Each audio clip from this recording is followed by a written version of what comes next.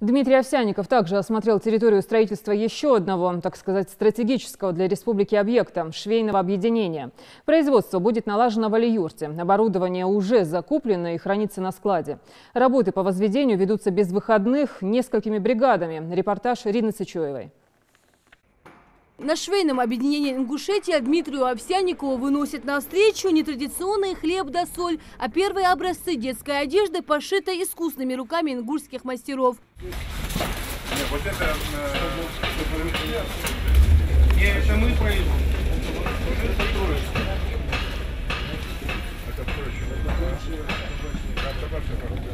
Пока в Али-Юрте идет строительство швейного объединения, его будущие работники проходят обучение в других населенных пунктах республики. Обучение проходит в станице Троицкой, обучение проходит в Сагапшах. На сегодняшний день обучено более 200 женщин.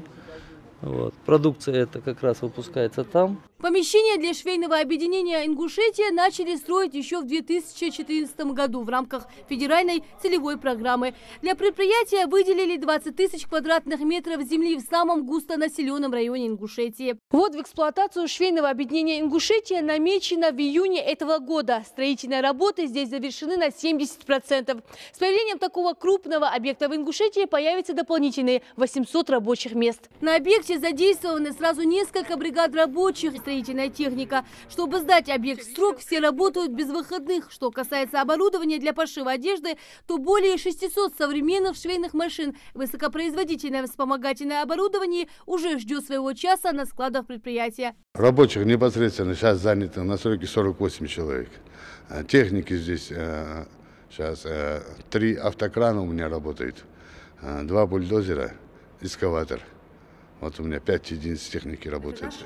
Наши местные все, рабочие наши местные. И действительно, строительство такого объекта – большой подарок для республики. Средних, а тем более крупных предприятий легкой промышленности в республике вообще нет. А пошивом одежды занимаются лишь небольшие частные ателье. Именно на этом месте в советские годы была большая трикотажная фабрика, которая поставляла свою продукцию во многие регионы страны. Но в годы перестройки фабрику закрыли, а помещение приватизировали. И сейчас здесь шумят не швейные станки, а покупатели да продавцы. Но новое швейное объединение по своим масштабам и производительности примерно и будет соответствовать бывшему трикотажному заводу в Назране. И продукцию на нем будет выпускать и для детей, и для взрослых. Ирина Сычуева, Рамзан Миржоев. Новости 24.